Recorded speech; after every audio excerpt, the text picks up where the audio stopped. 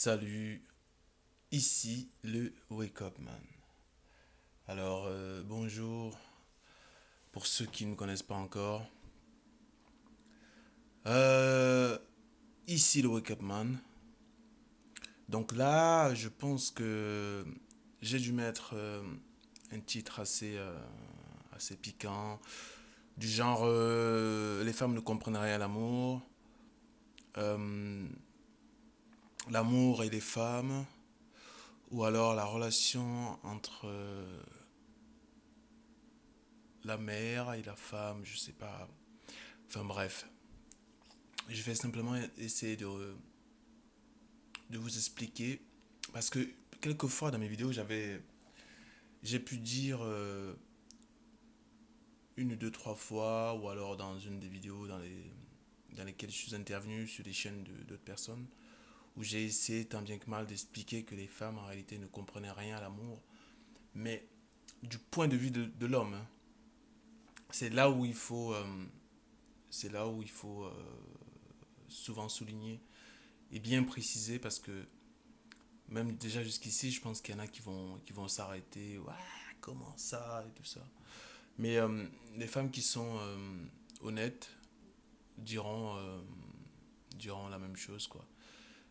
Donc voilà, les femmes ne comprennent rien à l'amour euh, tel que l'homme l'envisage.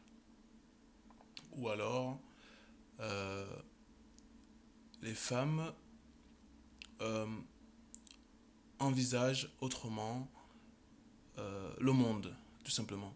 Ou alors, très souvent, j'ai dit que l'homme ne peut pas avoir la même vision parce qu'il n'a pas les mêmes envies que la femme. Donc, je vais essayer de m'expliquer là-dessus. Parce que on tourne autour du pot, mais c'est simplement parce que la réalité ne peut pas être dite comme ça. Parce que sinon, les gens ne comprennent pas, les gens s'offusquent, les gens crient à, la, à tout et n'importe quoi. Donc, je partais sur une réflexion. Donc, je vais essayer de partir de manière très simple pour amener les gens à la réflexion. En fait, le problème avec ça, c'est que souvent quand vous entendez les femmes dire... moi, souvent quand j'entends les femmes dire qu'elles aiment quelqu'un, en général, elles parlent souvent de leur mère. J'aime ma mère et tout ça. Et d'ailleurs, toutes les personnes qui aiment leur mère, excusez-moi, hein, il n'y a vraiment aucun, mais alors aucun mérite à, à s'enorgueillir. À- ou encore, je crois que c'est, je sais pas si c'est Jésus qui doit le dire, mais on dit que c'est Jésus qui le dit, mais il n'y a aucun mérite à aimer les gens qui vous aiment. Mais alors vraiment pas, quoi. Voilà, dire qu'on aime sa mère, c'est vraiment... et puis quoi encore, quoi. Tu veux un cadeau, tu veux qu'est-ce que tu veux, quoi. Voilà. Donc, très très souvent, on dit par exemple que une très bonne femme s'entend très bien avec sa mère, ou alors une très bonne femme s'entend très bien avec son père. Ce qui est en partie vrai, voilà, si on peut le dire simplement comme ça, pour simplifier les choses. Voilà, tout simplement. Euh, Sinon, pour aller en profondeur, on va dire quoi? En réalité, les femmes, euh, on va dire à tout point, évidemment, sont différentes des hommes. C'est-à-dire que même dans le processus de l'éducation, le processus d'apprentissage, tout ce que vous voulez, il y a encore des choses qui nous différencient et qui diffèrent, quoi. C'est-à-dire que pourquoi la femme pense aimer, euh, par exemple, sa mère, on va dire, commencer par la mère, pour que vous compreniez un peu mieux l'exemple. Ou alors, globalement, le père et la mère, déjà, on va commencer par là, pour vous expliquer qu'en réalité, ce sont simplement, en dehors d'être des parents, ce sont là en réalité deux modèles. C'est-à-dire que la mère offre le modèle de la femme au sens large de la femme au sens positif si vous voulez. Et l'homme et le père offre le visage ou encore le modèle de l'homme idéal, si vous voulez. Donc voilà. Alors, pourquoi pourquoi une bonne femme est proche de sa mère? Eh bien parce que sa mère est son modèle, son premier modèle et son unique modèle. Et, on va dire initial, si vous voulez. C'est le modèle le plus initial qui soit, au sens où euh, elle en est très influencée. Vous voyez? En fait, ce que je suis en train de vous dire, c'est que la fille qui pense aimer sa mère, en réalité, n'est pas dans un sentiment, dans une, on peut dire c'est affectif et tout ça, mais ce n'est pas la même, c'est pas la même chose. Ça n'a rien à voir avec le sens aimé tel que l'homme le conçoit et le comprend. Donc, une femme qui aime sa mère, c'est parce qu'elle en tire évidemment des bénéfices, des bénéfices. Pourquoi est-ce que on va appeler ça des bénéfices? Parce que quand ça se passe bien dans la transmission, elle, quand elle comprend surtout les apports faits par cette dernière, cette mère qui lui apporte, parce qu'il faut déjà en avoir, il faut déjà être une bonne mère pour pouvoir apporter quelque chose à sa fille. Donc, ce que je suis en train d'expliquer là, c'est quoi? C'est que, en fait, une, une femme, réellement, est dans une relation qui s'entend très bien avec sa mère. Hein. Une femme qui s'entend très bien avec sa mère, tel qu'on le dit. En fait, dans la réalité, est dans un conflit perpétuel. Pourquoi? Parce que la mère est là pour la modeler, justement, comme on dit, modeler de, de-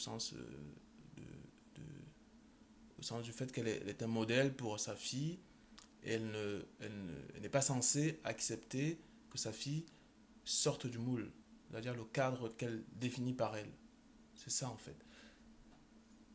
Donc que ce soit fait exprès ou que ce soit de manière enfin, consciente ou inconsciente, la fille se range dans le moule.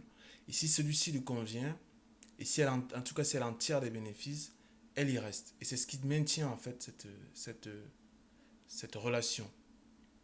Parce qu'en réalité, quand on est quand on suit un modèle, il arrive toujours des frictions. Et c'est quelque chose de tout à fait normal. Vous voyez?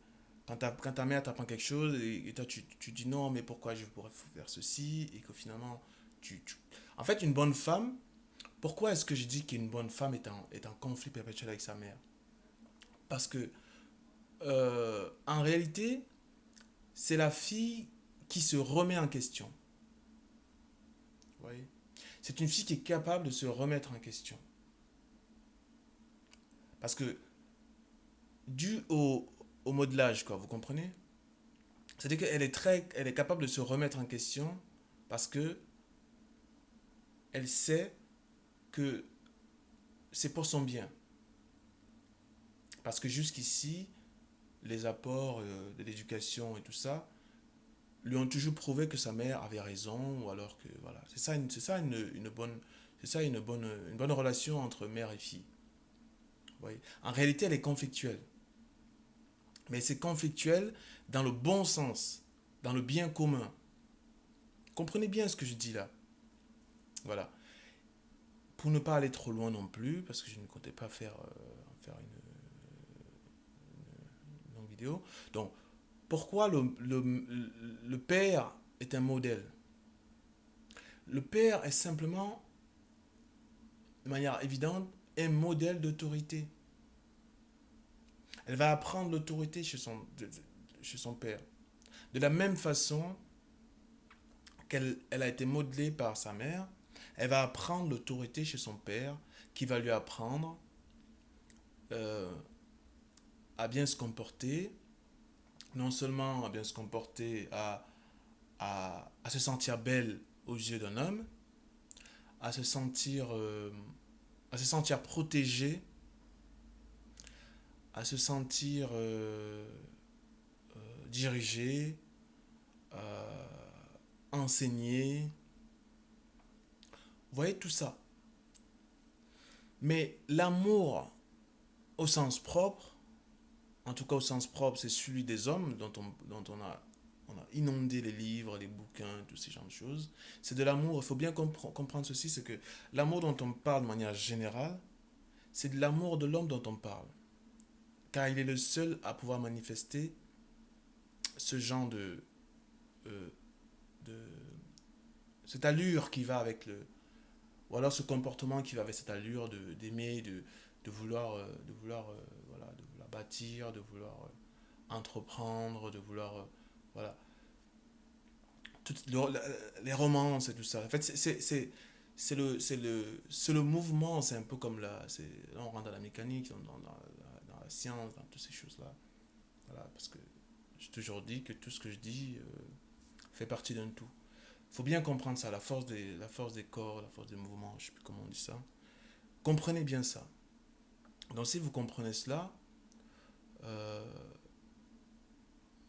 ça vous épargnera de pas mal de choses. Voilà. Donc c'est ce que je voulais mettre en lumière ici. Donc faites attention à quand vous parlez d'amour. C'est une des raisons pour lesquelles je disais qu'on ne parle pas d'amour avec une femme. Voilà, on peut parler d'amour avec un homme parce qu'il est le seul à pouvoir ressentir, à pouvoir comprendre ce que vous ressentez, donc de même à vous répondre de manière sensée. Si vous avez justement, c'est pour ça qu'il y avait des garçonnières aussi, des endroits où les hommes pouvaient parler de manière, de manière, de manière ouverte. Et, euh, et voilà quoi. Donc ce qui nous a un peu à enlever aujourd'hui, vous voyez que les hommes aussi, sans forcément entrer dans les détails, ont besoin de soutien. Ce soutien-là, il est beaucoup plus intellectuel comment dire ça, émotionnel. Voilà. Parce que les femmes, quand elles en parlent, elles ont besoin de pleurer, elles ont besoin de dire à quel point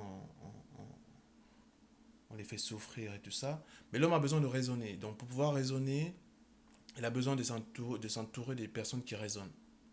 Voilà. Donc, et d'ailleurs, le prochain sujet, ce serait de parler des relations amicales, familiales, euh, intellectuelles et tout ça, qui sont en fait le cœur de, de, de la paix intellectuelle, la paix émotionnelle chez un homme. Voilà. Une femme, une femme, on peut pas faire grand chose de ce genre de choses là parce que euh, ce sera toujours à l'homme de-